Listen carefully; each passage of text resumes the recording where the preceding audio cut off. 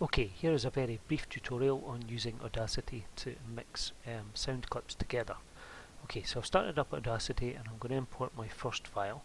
So let's just choose that import audio, and I'm going to pick one of the background sound effects. Let me see, let's go for the ambience here. Okay, so there's my sound clip, my first sound clip, which is a bunch of noises from a shopping mall, a kind of crowd sound effect. If I want to alter the volume of this, I can quite simply just move this slider here up or down to increase or decrease the volume. If I wanted to do stereo sound, I can also pan the sound left and right by sliding that slider there as well. So let's imagine I want to now add another sound effect on top of that. I could go ahead and import another sound like so, and I'm going to choose the rowing a boat sound effect. Okay, so these two sound effects will play simultaneously. Now if I don't want this sound, this second sound here, rowing a boat, to happen to occur at exactly the same time as this, I can actually move it. So if I use this time shift tool at the top here, I can grab this audio track and move it back and forth.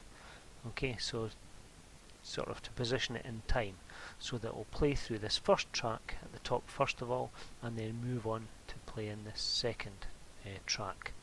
Now if my tracks are too long, I can also delete parts of them.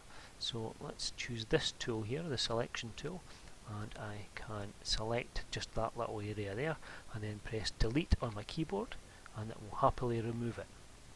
Okay, so it's quite easy to chop your sound effects and to rearrange them so that you can play them at different times. I'm going to add one more sound effect in here, which is the sound of a seagull. Okay, so herring gull sound effect here, and you'll see this is quite a short sound effect. Okay, now let's just say that I wanted this sound effect to play more than once.